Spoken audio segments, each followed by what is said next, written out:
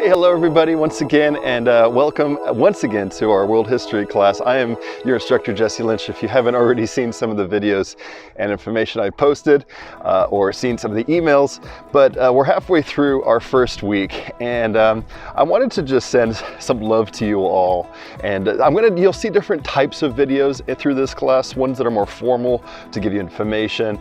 Ones like these where I'm just kind of going for a walk near where I live here in southwest England, a place called Exeter, which you're going to see more of. This is just me having a chat with you, kind of like an office hour, kind of just information I think is really useful from teaching this class many times in the past, and what students' anxieties they might have, what anxieties you might have, some ideas, some things that people have told me for success. And so now in the beginning of the class, I just want to say a few things to kind of get you going, to really set you off on the right foot. So first and foremost, 8 weeks goes crazy quick.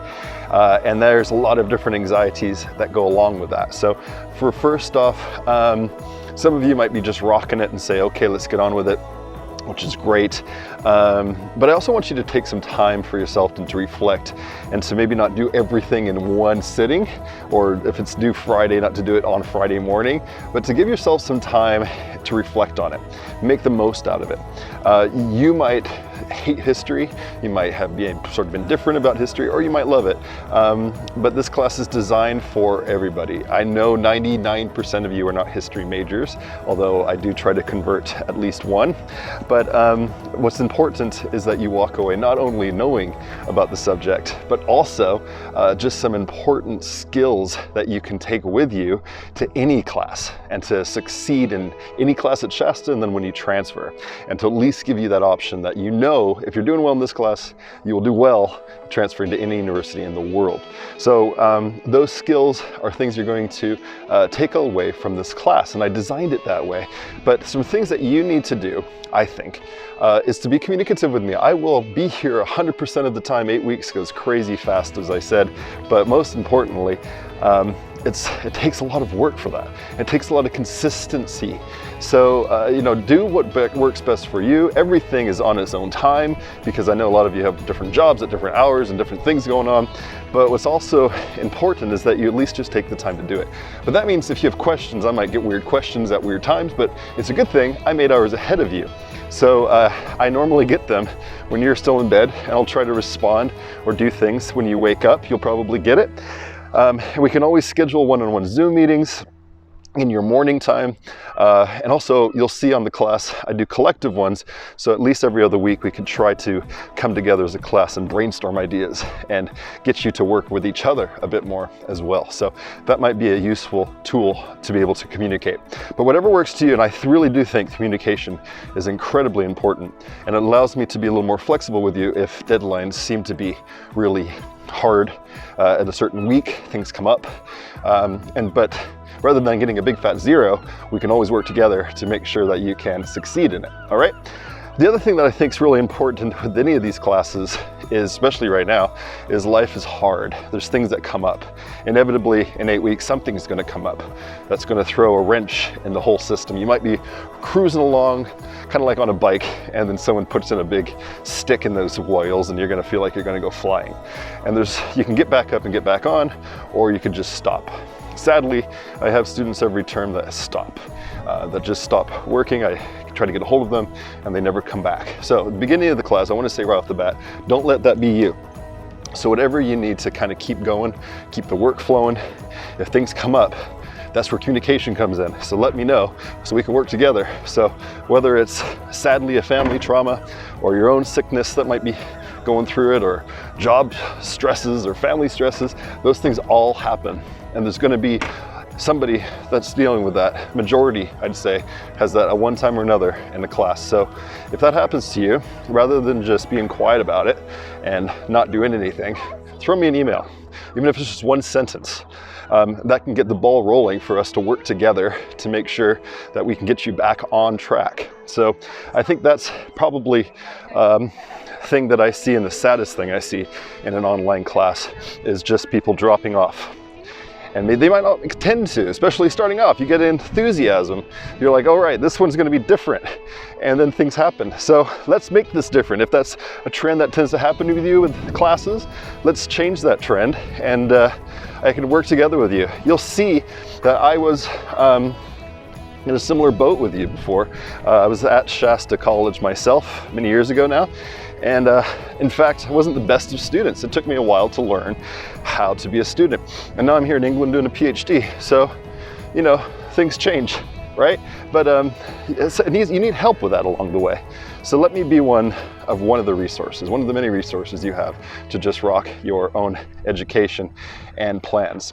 So I think that might be a useful start for you as far as what you need to really rock the class. Now, some other important things is the textbook. You'll see that there is a textbook to download. So it's a PDF, so it'll work on your phone, it'll work on your iPad, it'll work on your computer. That's probably really useful because you can also search for keywords. With any textbook and with all the reading, I'd say one of the skills you're going to learn the most in this class is how to skim reading. That might seem different. I don't want you to read word for word. Now, the textbook actually has a good narrative. It's a pretty good story, especially in the beginning. So maybe reading a bit of that, but how to learn to digest and get the meat that you need by throwing out the stuff that you don't need. And that's skimming and getting the gist of the material. And that's an incredibly important tool to learn, not only in my class, but when you get into any class that's heavy in reading. And history is heavy in reading. You can't get away from that. So when you start to get more and more thrown at you, rather than getting overwhelmed, say, okay, Jesse said not to read every single word, so I need to learn how to do that. So what I'd say the best sort of tool for that is to go right to the questions. What's assignments for the week? There's going to be 2 discussions, and sometimes there's a quiz. And not every week, but sometimes there's a quiz. So you might want to look at the quiz, and you could take the quiz as many times as you like. Okay, the quiz is not a big deal. The quiz is to kind of reward your reading. The big deal and the points come into those discussions. And of course, there's 2 parts to that: for your discussion to write everything you can about the questions, but then also to learn from other people, because there's different worldviews, as you've seen in other videos of mine, different ideas, subjective of history. So to really see and learn how other people are looking at the material is really important. So you get rewarded for that. But those discussion questions, you might want to look at first. Look at the very, very first before you start anything for the week, and maybe even write them down. And then when you go through the reading and the information, you can kind of skim and get the gist. That would help answer those specific questions. All right? So that would help a lot, and it'll take away a lot of that anxiety of, oh my gosh, I'm not very good at retaining a bunch of reading. I'm not good at reading so much. So you will get better at it, but you'll learn the gist, learn how to get the material to answer specific questions, and then you can go back and get even more detail. And that helps a lot, and it saves you a heck of a lot of time. All right, so things to keep in mind too is the trends of our class tend to always have discussions due on a Friday and a Monday. So the idea is that you can get through all the material, take your time on it, and then you can you do that during the week, and then maybe even get both the discussions done in that week, okay? But some of you might say, okay, well, I have to work all week. The only time I can really do it is the weekend. Well, then that allows you at least do the material as best you can during the week, get that Friday one done, and then you can finish up either the weekend or plenty of time Monday, because it's not due till Monday at night, right? So 11:59 p.m., really just any time Monday night. If it's 2 o'clock in the morning, which I hope is not the case, I'll still accept it. In fact, I'll accept it after, but the main point is for you to be able to interact with your class. So if you turn it in late, that doesn't allow for the opportunity for other people to read what you're doing and to expand and to sort of understand and see where you're going if they're looking at people's posts on their small group and yours isn't there. So that's why turning things in on time in this class are really important. Okay, but you always have a couple days to do the comments on the discussions. All right, so if the discussions due Friday, you have that weekend to comment, because people turn things in at the last moment. And if you're stressing trying to get those 2 comments in, that'll just stress you out too much. So they're always due a few days after, all right? So there's the first initial post, your post is due, and then commenting on others is due really by the following Wednesday, because I'll do my grading by Thursday. All right, so I'll grade Thursday. This gets you an idea of the trend. So if you turn stuff in Friday and turn things in Monday, and you're having comments on Tuesday and Wednesday, that allows all that time to happen. And then you can get a grade Thursday, Friday, and then start doing the same process again.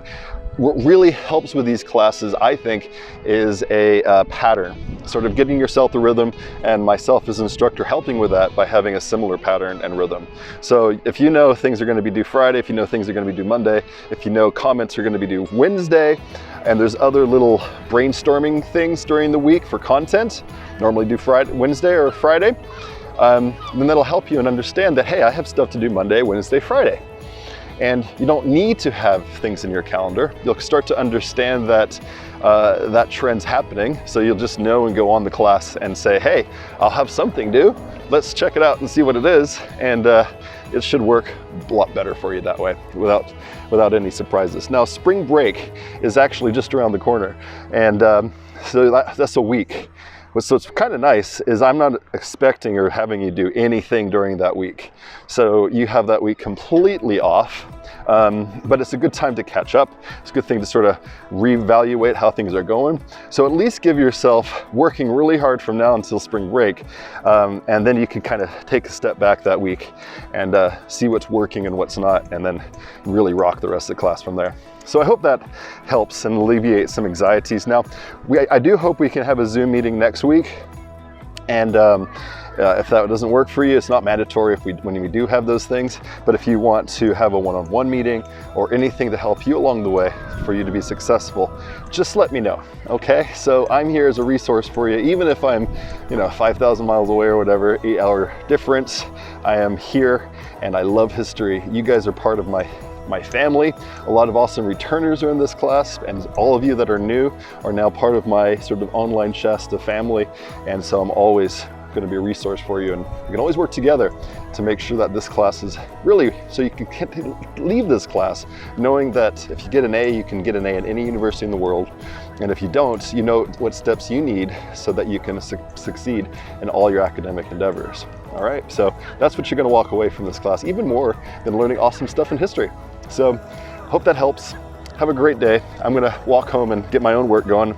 Doing a PhD, I have a chapter due myself. So writing doesn't end. And so I understand that. I understand the stress of that for and it myself, right?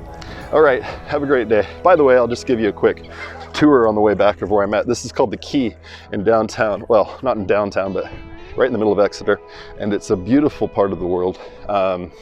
You'll see the canals. I've seen it in other videos for the class. And you can kind of picture tall ships going up these canals. In fact, the famous pirate privateer, Sir Walter Raleigh, and also Hawkins and Sir Francis Drake, who actually, if you know San Francisco Bay, know that it was once called Drake's Bay. This was where he got his start.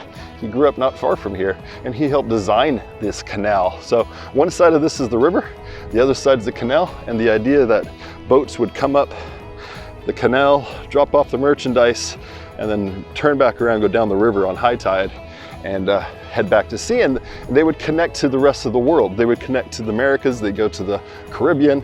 Of course, a lot of pirates left from here. And the storehouses here would be filled with tobacco and sadly even slaves. All the goods, and one thing we talk about in this class is the world system of exchange of goods, people, ideas, and disease. And this was a major hub for England and its connection to the world up until the 19th century. So kind of a cool place to be, and kind of connects to our class. So I'll be showing you more stuff of the area. If I have a chance to go to Dartmoor, I'll show you some stone circles that are very Paleolithic. So you're going to see that connected to our class. The idea of Paleolithic society, people chasing their food, is the way I like to put it, gatherers and hunters. And then as people start to settle down, that becomes Neolithic, the new Stone Age, and they start to develop domestication of animals and food and plants. So they start farming, they start raising different meats. And from there, and also for beasts of burden in certain parts of the world. And then from there, they start to settle and create more complex societies. And then that's going to be the story of our whole class from there on out. So makes it kind of fun. I just wanted to quickly show you the last part of this canal. And you'll see I did other videos down here. It's just a pretty place to be, and it's a nice day. So thanks for going for a walk with me. Thanks for hearing me out. I hope you rock this class. I know you will. But again, just to sum up, communication with me, communication with each other. Don't let the class get overwhelming, because 8 weeks, it will feel that way at some point. But instead of being controlled by that, communicate with me, take a step back. Remember that I've designed it a way for you to succeed. I've designed it for you not to read everything, but to get the gist, to get the information, to understand where things are going, and to learn that skill, because that's going to go with you in every class that you take. All right, now rock this week, week number 1, and we have 8 more weeks to go.